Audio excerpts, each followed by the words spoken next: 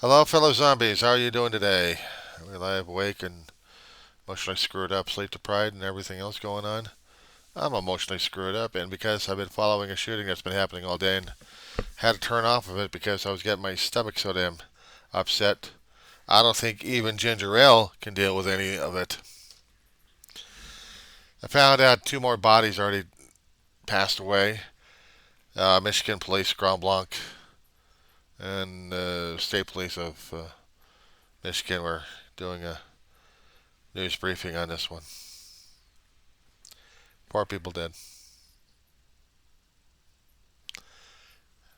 They've got Well, CNN's on right now. I'm going to get that on right now. Dead in that shooting and fire at a church in Michigan, and that we know that church has not been cleared. There could be additional victims. That was the scene earlier today. Let's bring in Lee Waldman, who is on the scene in Grand Blanc, and Steve Moore, a CNN's law enforcement contributor.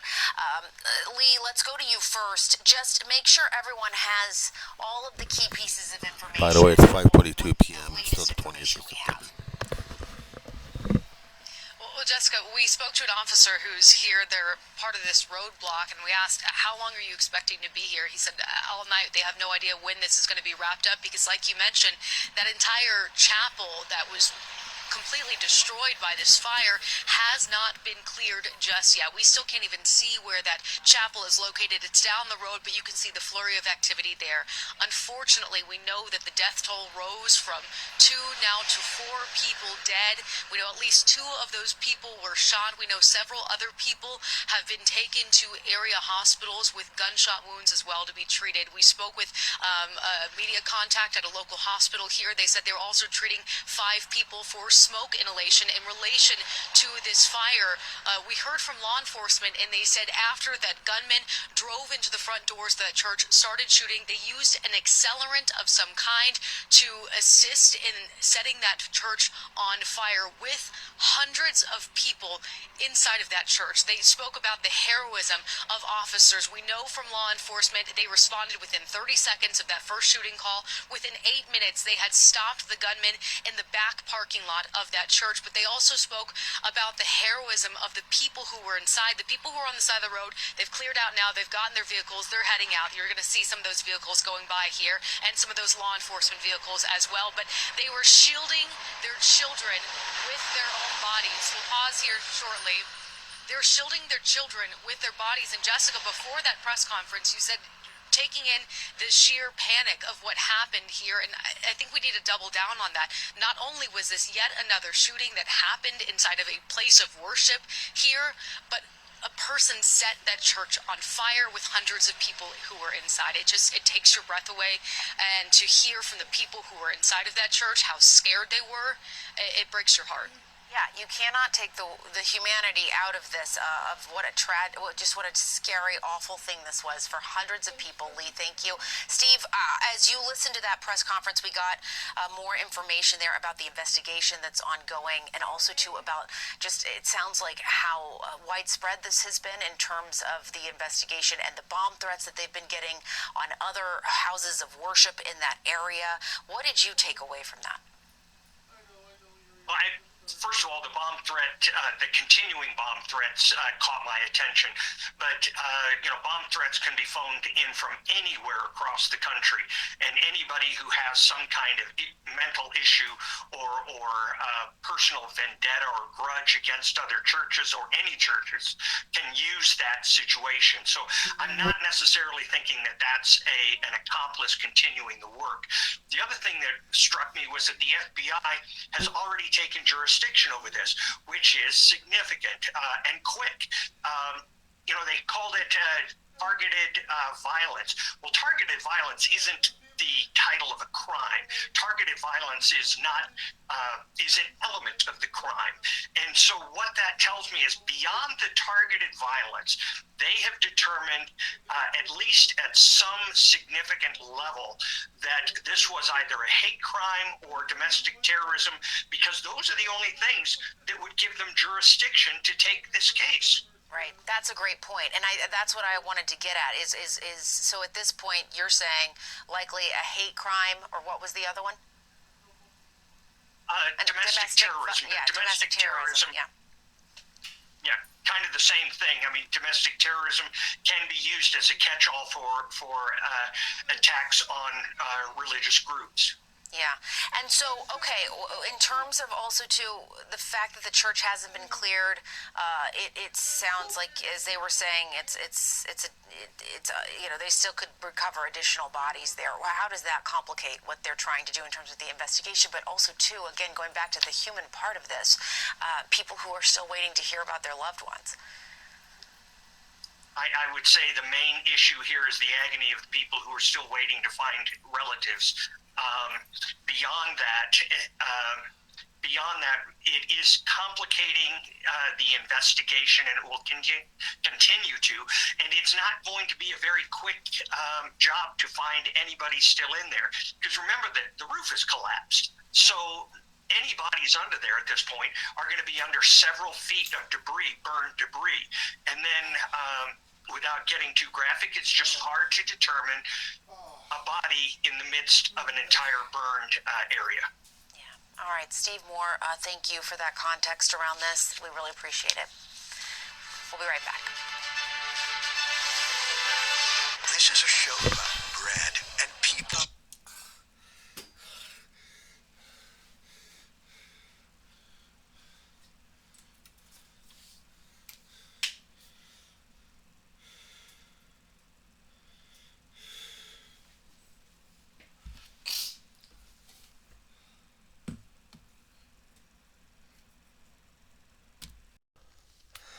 It's bad enough we're taking this thing on a day-by-day thing that we keep saying it's a horrible thing, and yet we're getting used to it.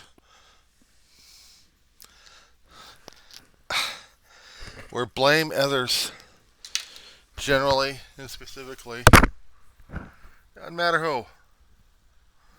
If we say the shooter is not...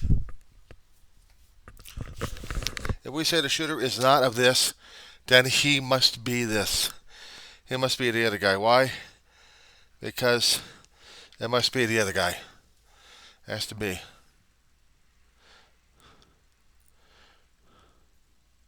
I don't know why we're doing that more and more. If we found out something of him, then we have to hype him up a great deal. Whoever the shooter is, male, female, whoever and whatever, doesn't matter. We're overhyping. The target today was a church. When we want to get specific, it was the Church of Jesus Christ of Latter-day Saints, or what other people would call Mormon. And this shooter comes in, shoots up the place.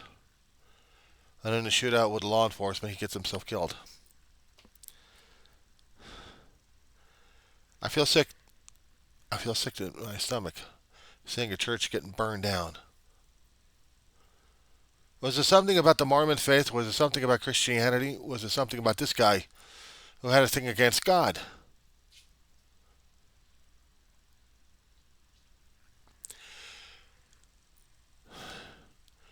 We try to put ourselves up as moral like crazy, but we're all hypocritical. Especially when the shootings get too get too normalized.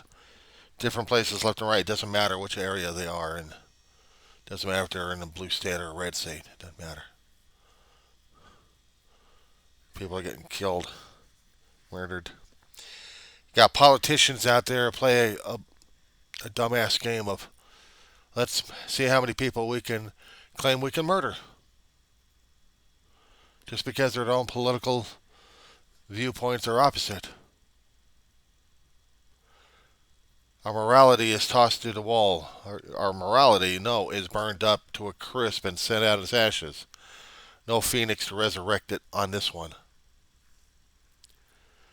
And we hardly ever make a dent in it. The independent pressers out there, the ones that've got their own little kingdoms, their little fiefdoms they're trying to build up left and right, in the hopes to stem the tide of the First Amendment being torn apart left and right by a government system that doesn't give a shit about the Constitution one way or another. They claim we came in as tyrants, and they're terrorists. They're terrorists. And we voted the bastards in. I'm not putting us off the wall, off the deep end. I mean, I'm not. Shit, what the hell am I trying to say at this point over here? I am not going to forget them just yet. Until I hear some of those bastards out there keep telling me that, yes, they did this, they are sorry. What can we do to change this? If they don't do it, they don't say it, they're part of the problem, stuck with it, and they'll constantly blame others. As I kept trying to tell people left and right about what this means. You can point the accusatory finger at people left and right. But it's always these three. Always pointing right back at you.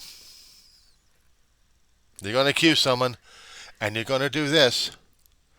Make sure you have all your fingers pointing, and make sure that you're really soul and heart intent, that you think you're blameless and not hypocritical. Then let's see how much you're going to be lasting on the inside, especially when you get your insides torn apart, because you know the truth, but you can't reveal the truth because you're too damn ashamed and you're guilty as hell about it. You're going to make a damn accusation. You better make sure that you damn well have the information available. Because if I happen to point a finger at you guys, I better make sure my information's intact and accurate enough. Because I'll be expecting to hear from you guys. I point the finger at you, but I know you guys are going to be pointing right back at me. As it should be. As it should be. I am not absolutely a moralist here. I am not an absolutist. And yes, I am a Democrat. Yes, I'm a liberal. I'm a woke-tard, libtard, DEI. You're a flying hoot. I got a mouth like crazy. Sometimes I rein it in, and other times I'm like, bite me, bitch. Then let's see how insulting I am to people out there. You guys are going to do the shit to me? Well, I'll do the shit back to you. How about that one? Making sure my dog eats. So I'm looking down there. She upstairs wet for a while. I gotta make sure the damn bugs are not gonna get to it. I live in a realm of the bug war. I shit you not. I deal with cockroaches on a constant basis. And one day I'm going to be out of here. I don't know where the hell I'm going. I don't know when. I don't know when this glorious journey is going to be starting, whether or not I'm going to be crying my eyeballs out and puking my brains out because I'm leaving home. I may have to do that. I can't deal with myself dealing with everything else, blaming everybody else and thinking they're all righteous. You hypocritical bastards, that's what you are. If you think you're righteous, I don't think so. You're fools and idiots. Where's your humility, humbleness, and your doubt? I know God works with a lot of people who doubt it, but here's the thing. When you're an absolute cultist, an absolute fanatic, and you think you're believing one thing and get backstabbed, let's see how your reaction is afterwards. I know God's faithful, but man, God is picky when it comes down for who's and what faithful and for what regard. What we can deal with, what we can't deal with. According to our faith that we have. If we have it. And if we're practicing our faith, whatever that may be. Maybe there's one God, maybe there's a whole lot of gods, I don't know. All I know is I grew up in one particular faith, but I had one experience that happened well before faith got installed in me. So I'm still trying to figure that out and hold on to it. It doesn't make me moral or righteous and having my head up high and I'm going to be judging people left or right. Oh yeah, like that's going to be helping a lot of things. Like I've seen other people use their faith as an absolute, saying, "My faith tells me that, and this is the absolute." You know when I hear to say it, you know what I hear when I say that. It's just you're an idiot. You're a cultist. You're a fanatic. You're an extremist. You're a martyr. You want to die for it, and you think that's going to get you somewhere. Not in my book. Not in my book. I can't deal with this shit. Somebody else is going to tell me that they're more moral and justified than I am. Be my guest. Be my guest. I know I'm full of an idiot. I can say that with clarity at this point. I'm a fool. I'm an idiot. Because there's a lot of crap going on these days. Why am I not? Why can I not be surprised? I'm not. I am what I am. They don't like it. I don't care. I don't care. I'm here. I'm doing what I got to do. And if I'm going to be judging you, I'm judging you. But then again, realize, guys, what finger's going where. Even if the thumb's laying down, where's the rest of them going? See? Fool and idiot. Call me any other kind of language there is in the book. I don't give a shit. I know who and what I am. God didn't create a fool and idiot. Only I had to try to recreate myself into one. But God didn't like fooling idiots. He wants, well, maybe he does like fooling idiots because he wants to test us, try us, and understand what we're going through, and having us understand what we're going through. And if we have to question our faith, if we have to question our trust and our judgment in him, then we have to. But I seriously doubt that God wants us to murder each other just for the fun of it. It's bad enough we use religion as a justification for murdering everybody. I won't have that. I won't deal with that. I won't do it. They don't like it. They can bite me on it. They can bite me on it. That being said,